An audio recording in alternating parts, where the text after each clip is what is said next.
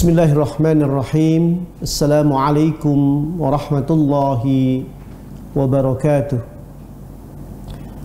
Alhamdulillahilladzi arsala rasulahu bil huda wa dinil haq liyuzhirahu 'ala ad-dini kullih wa kafaa billahi shahida. Alhamdulillahi wahdah sadaqa wa'dah wa hazamal ahzaba wahdah. Allahumma fasalli wa sallim ala nabiyyina Muhammadin wa ala alihi wa sahbihi ajma'in, amma ba'd. Alhamdulillah, pagi hari ini kita senantiasa bersyukur kepada Allah Subhanahu wa ta'ala yang telah memberikan kepada kita nikmat iman dan Islam. Juga alhamdulillah Allah telah memberikan kepada kita nikmat sehat dan kesempatan, sehingga seluruh nikmat itu akan kita gunakan insyaallah sebaik-baiknya dalam rangka meningkatkan pengabdian kita kepada Allah Subhanahu wa ta'ala. Pemirsa sekalian yang dimuliakan Allah Subhanahu wa ta'ala, pagi hari ini insyaallah kita akan membahas hadis yang terakhir pada hadis-hadis yang berkaitan dengan sabar. Mudah-mudahan setelah kita begitu banyak mengkaji hadis-hadis yang berkaitan dengan sabar, harapan kita dapat meningkatkan kualitas sabar kita, bahkan kita juga mampu berbahagia dengan ujian yang telah Allah berikan kepada kita, karena di atas sabar itu ada ridha, yang tentunya sabar sekedar menahan perasaan yang dirasakan tidak enak oleh kita, tetapi justru ketika sampai kepada tahapan ridha, kita berbahagia dengan apa yang sedang diujikan kepada kita semua. Ikhwafillah, pagi hari ini insyaallah kita akan membahas hadis yang bersumber dari Abi Ibrahim Abdullah bin Aufa. Qala al-muallif rahimahullah, wa an Abi Ibrahim Abdullah ibni Aufa radhiyallahu anhuma anna Rasulullah sallallahu alaihi wasallam fi ba'di ayyamihi allati laqiya fihi al-adu intadhara hatta idza malatis syamsu qama fihim faqal ya ayyuhan nas la tathamannaw liqa'a al-adu was'alullaha al-'afiyata fa idza laqitumuhum fasbiru wa'lamu anna al-jannata tahta dhilalis suyub. Thumma qala an-nabiy sallallahu alaihi wasallam Allahumma munzilal kitab wa mujriyas sahab wa hazimal ahzab ihzimhum wansurna alaihim, muttafaqun alaih. Ikhwafillah rahimakumullah, Abu Ibrahim juga lebih dikenal dengan kunyah lainnya, Abu Sufyan dan juga Abu Muhammad. Abdullah bin Aufa ini ikhwafillah seorang sahabat, juga ayahnya adalah seorang sahabat, sehingga ada latifah isnadiyah di dalam riwayat hadis ini, riwayat seorang sahabi kepada seorang sahabi. Tentu ini merupakan satu hal yang sangat menarik.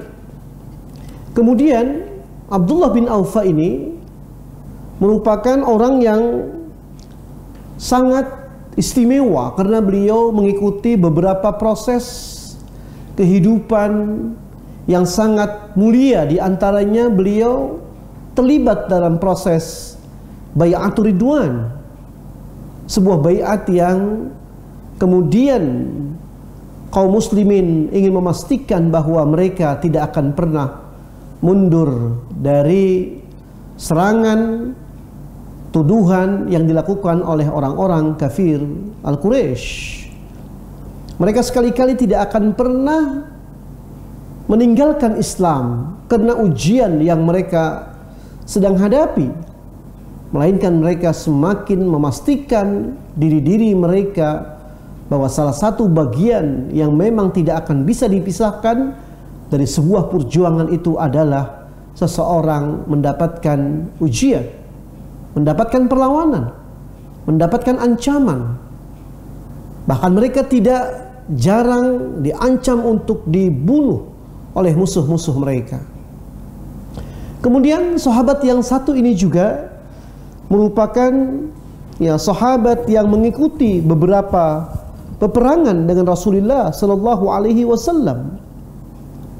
Beliau ini sahabat yang ketika ditanya tentang hukum memakan balang, maka beliau menjawab dengan satu jawaban, "Ghazautu ma'a Rasulillah sita ghazawatin na'kulul jarad." Kami ikut berperang bersama Rasulullah dalam 6 peperangan dan kami memakan balang tersebut. Ini menarik karena musahabah beliau dengan Rasul, dan beliau langsung mengikuti apa yang dikerjakan oleh Rasul, ikut mempraktikkan sesuatu yang dipraktikkan oleh Rasul, sehingga ketika ditanya tentang suatu hukum maka beliau menjawab dengan hadis Rasulullah Sallallahu Alaihi Wasallam. Sahabat yang satu ini juga ikhwah memiliki riwayat hadis dari Rasulullah sekitar 95 hadis.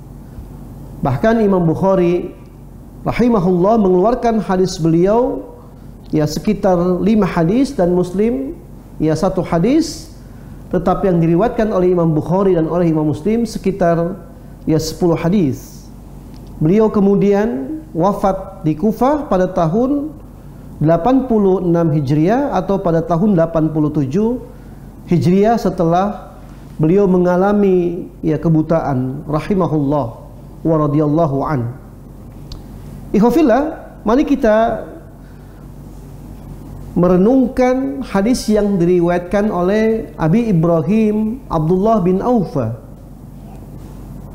Di dalam hadis ini beliau memberikan penjelasan bahwa ketika hari-hari perang bersama dengan Nabi dan saat mereka sedang menunggu suatu peperangan, maka beliau kemudian menceritakan bahwa Nabi memilih satu momen peperangan pada waktu yang tepat.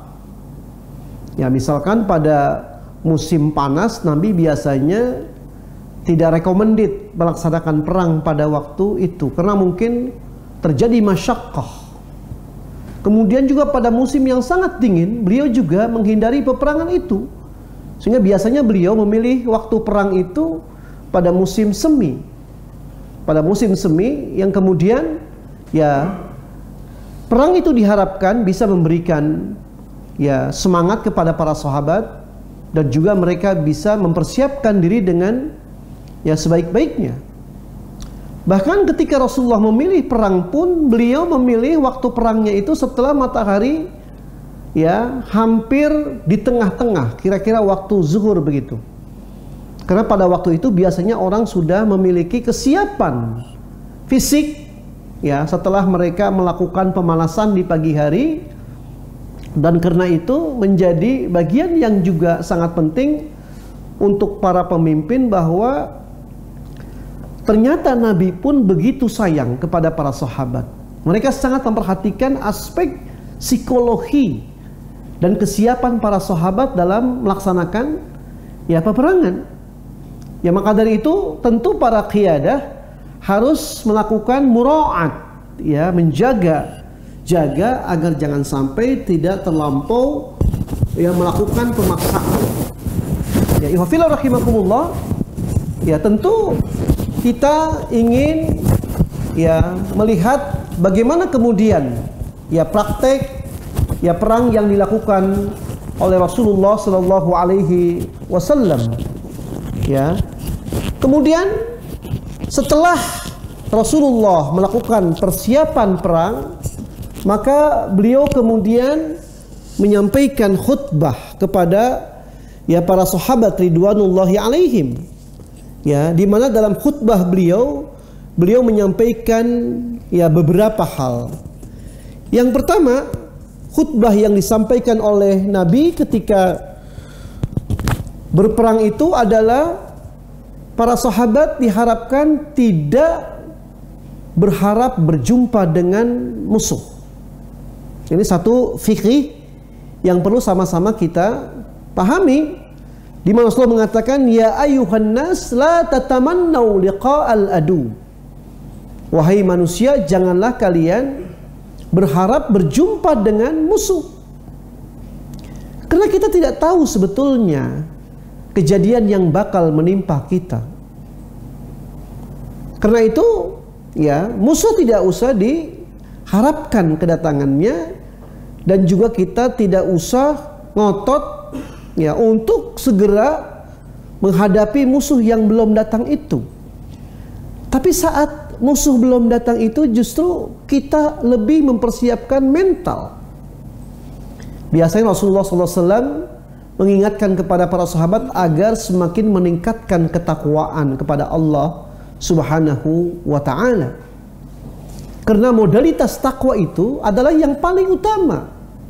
Ketika seseorang memiliki aspek ketakwaan yang kuat, maka diharapkan dalam situasi yang nanti musuh telah tiba, maka dia kemudian dapat menghadapi musuh dengan kekuatan mental yang penuh. Bahkan Rasulullah juga ketika musuh itu belum berhadapan dengan beliau mengajarkan kepada para sahabat agar kita semakin terus memperbaiki niat kita. Niat itu ikhwah sangat penting, karena niat itu yang nanti akan menguatkan tujuan. Kita tidak tahu sesungguhnya ketika kita berharap bertemu dengan musuh, pada saat niat kita tidak bersih, pada saat niat kita tidak karena Allah, bisa jadi kita tidak sabar menghadapi gempuran musuh. Dalam banyak fakta, peperangan seringkali memaksa orang kemudian untuk lari dari musuh. Padahal tentu lari dari musuh itu merupakan dosa besar. Atawalli minaz zahaf, lari dari perang. Makanya para sahabiat, mereka itu berada di belakang pasukan para sahabat. Mereka memegang kayu, mereka memegang alat yang bisa mereka gunakan untuk memukul ketika ada seorang sahabat atau beberapa sahabat yang lari dari sebuah peperangan. Nah, karena itu Rasulullah lebih mengantisipasi bahwa ketika orang akan berperang, maka lebih utama dia tidak berjumpa dengan musuh, tapi dia jauh lebih bisa mempersiapkan dirinya untuk membersihkan niat, untuk menguatkan tekad.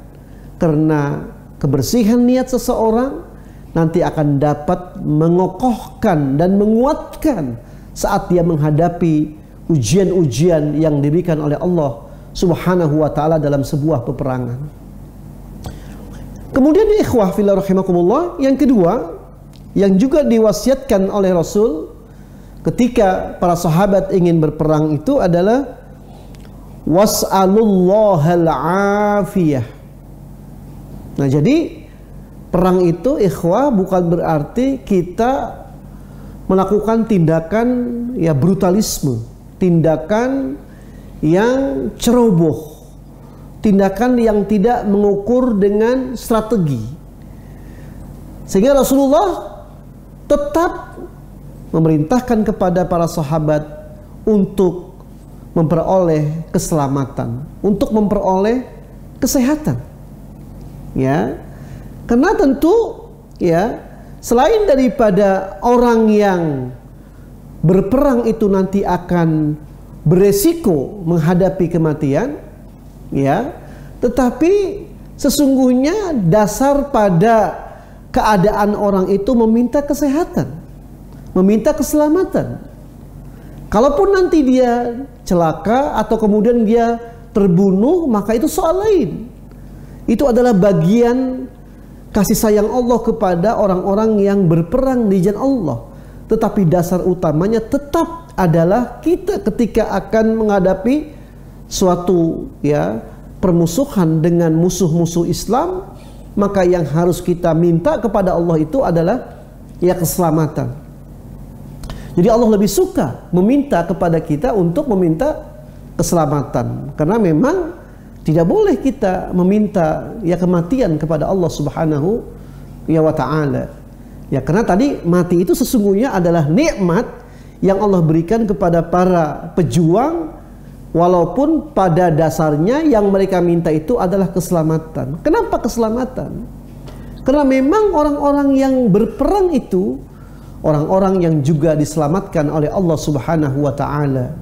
Betul secara fisik mereka meninggal, mereka luka, mereka mungkin tertusuk, mereka mungkin kakinya putus, tangannya putus, tapi sesungguhnya kehidupan yang hakikinya, yang merupakan balasan dari apa yang telah mereka kerjakan dengan berperang itu, Allah Subhanahu wa ta'ala mengatakan, wala taqulu liman yuqtalu fi sabilillah amwat bal ahya'u walakin la tash'urun. Jangan kalian katakan orang-orang yang berperang di jalan Allah itu mereka mati, tetapi mereka hidup, sedangkan kamu tidak merasakan peristiwa itu.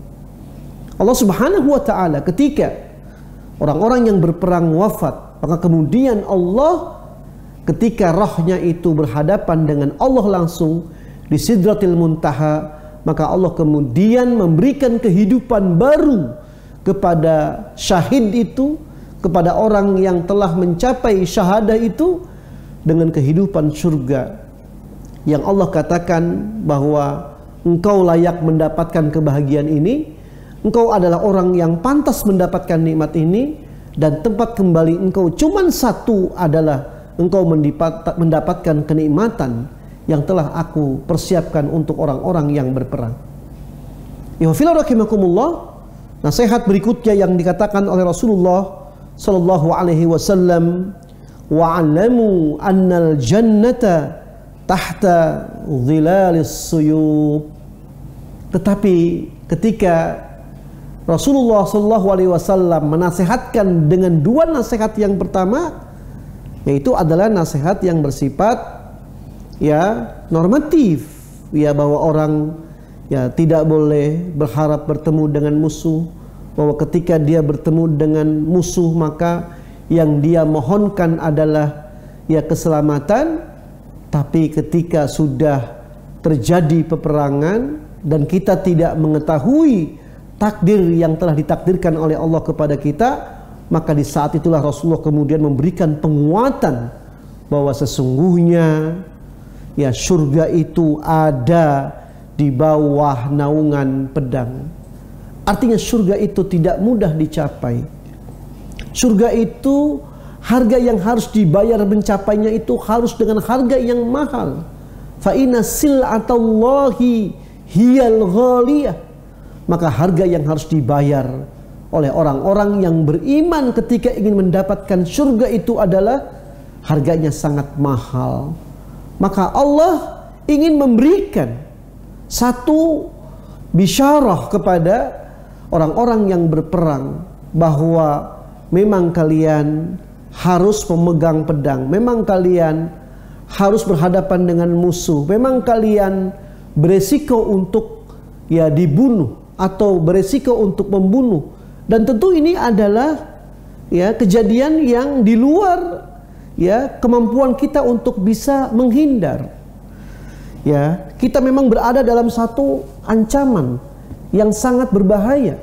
Tetapi sesungguhnya Allah Subhanahu wa ta'ala memberikan satu patsun agar kemudian mereka-mereka yang berjihad memiliki semangat dan memiliki rasa gembira bahwa betapapun nanti mereka wafat, betapapun nanti mereka meninggal setelah mereka melakukan jihad itu, maka yang dibalaskan oleh Allah kepada mereka itu adalah surga. Ya, surga ini bagi mereka yang berperang itu merupakan jalan termudah. Ya, ibarat ya orang berjalan di jalan itu, ini jalan tol, jalan yang tidak ada hambatan, jalan yang memang diberikan kekhususan untuk dilalui, ya, agar mereka bisa masuk surga dengan cepat itu adalah melalui ya sebuah peperangan, melalui sebuah jihad yang dipersiapkan oleh Allah Subhanahu wa ta'ala. Kemudian yang keempat, ikhwafillah rahimakumullah, yang tidak boleh kita juga lupakan adalah ketika kita sedang mendapatkan sebuah ujian apapun, ketika kita sedang menghadapi sebuah kesulitan apapun, termasuk ketika kita sedang berperang, maka yang tidak boleh luput dari sikap seorang muslim itu bahwa dia harus selalu berlindung kepada Allah Subhanahu wa ta'ala, harus selalu memasrahkan dirinya kepada Allah Subhanahu wa ta'ala. Dia harus terus terhubung dengan Allah. Betapapun dalam situasi perang, maka hubungan batin dia, hubungan pikiran dia, hubungan hati dia selalu nyambung dengan Allah. Ya, makanya ya Allah Subhanahu wa ta'ala itu menggambarkan bahwa orang-orang yang berperang itu adalah ya jundun min junudillah. Mereka merupakan tentara-tentara Allah yang ketika mereka berperang pun maka lisan mereka tidak pernah berhenti untuk bermunajat kepada Allah Subhanahu wa ta'ala, sehingga Nabi mengajarkan satu doa kepada para sahabat yang berperang. Apa kata Rasulullah SAW? Allahumma munzilal kitab, ya Allah, Engkaulah yang menurunkan Alkitab. Alkitab ini ikhwafillah merupakan pedoman yang Allah turunkan kepada para nabi dan rasul. Sejak zaman dari Nabi Adam sampai dengan zaman Nabi Nuh, sampai dengan zaman Nabi Idris, sampai kepada Nabi Ibrahim, sampai kepada Nabi Ismail, sampai kepada Nabi Musa, sampai kepada Nabi Isa, Nabi Daud, Nabi Sulaiman. Semua para nabi diberikan guidance oleh Allah Subhanahu wa ta'ala berupa Alkitab. Dan tentu Alkitab yang diturunkan oleh Allah kepada Nabi Muhammad itu adalah Al-Quran. Sehingga Al-Quran bisa dijadikan sebagai alat untuk seorang muslim mendapatkan ya keselamatan. Maka doa yang kita ucapkan adalah kepada Allah, ya Allah, Engkaulah yang menurunkan Alkitab ini, Al-Quran ini sebagai pedoman kami, dan kami melakukan ini atas dasar karena Al-Quran mengajarkan kami yang merupakan firman-Mu yang Engkau ya berikan kepada kami, dan kami meyakini firman itu, dan dengan firman itu kami melakukan apa yang Engkau perintahkan. Di sini ya letaknya bagaimana seorang mukmin itu tidak merasa takabur, tidak merasa hebat, tidak merasa bahwa dia ahli perang, dia ahli strategi, tetapi mutlak ketika dia melakukan satu perbuatan, maka dia hanya melindungi dirinya kepada lindungan Allah Subhanahu wa ta'ala. Kemudian yang kedua, ikhwafillah, wa mujriyas sahab. Nah, jadi ini kalau doa itu ikhwah boleh kita ya menggunakan dengan ya hal-hal yang membuat kita ya dekat dengan Allah, menggunakan idiom-idiom yang bisa mendudukan kita kepada Allah. Misalkan kalau kita meminta rezeki, ya kita bisa menambahkan dalam doa kita Allahumma ya Razzaq, begitu. Ketika kita misalkan ingin mendapatkan ilmu yang bermanfaat, mendapatkan ilmu yang berkah, kita pun bisa berdoa ya Alim. Ya. Jadi Asma al-Husna ini bisa ditambahkan ya dalam ya intro doa-doa kita. Dan ini merupakan ya ajaran yang diajarkan oleh ya Rasulullah SAW kepada kita sebagai ya umatnya. Ya, dan Allah pula yang kemudian ya memperjalankan apa? Awan. Jadi Allah itu ya yang menurunkan Al-Qur'an, dan dia pula yang mengatur perjalanan awan. Artinya tidak ada satu kehidupan di dunia ini yang tidak diremot oleh Allah. Semuanya dalam kendali Allah, semuanya dalam kekuasaan Allah. Sehingga kita kemudian yakin bahwa apa yang kita lakukan saat kita berhadapan dengan musuh itu pun dalam pengawasan Allah, di dalam pemeliharaan Allah.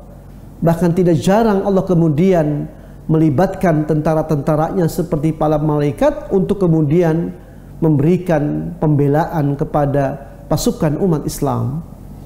Kemudian yang ketiga adalah wahazimal ahzab. Ya Allah, kami juga minta diberikan kemenangan untuk menghadapi kelompok-kelompok itu, untuk menghadapi golongan-golongan itu, kelompok-kelompok orang yang mengingkari Engkau, kelompok-kelompok orang yang membenci agama Engkau.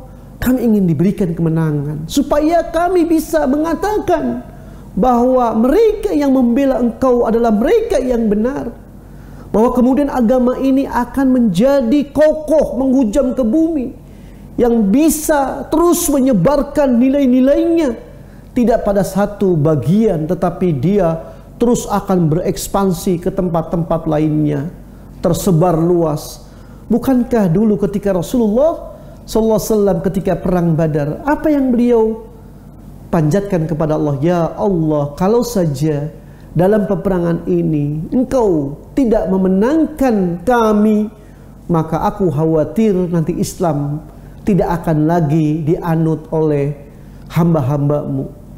Tentu Nabi bukan dalam pengertian bahwa beliau meyakini Islam ini tidak akan dibela, bukan, tapi dalam rangka mengemis kepada kekuasaan Allah, mengemis kepada rahmat Allah, mengemis kepada pertolongan Allah. Karena Allah, sebagaimana yang kita ketahui, telah memberikan penjelasan bahwa sesungguhnya kemenangan itu akan dicapai oleh Hizbullah, oleh kelompok Allah, oleh orang-orang yang membela Allah, oleh orang-orang yang menyembah Allah Subhanahu wa ta'ala. Kemudian kata Rasulullah SAW, ahzimhum wansurna alaihim.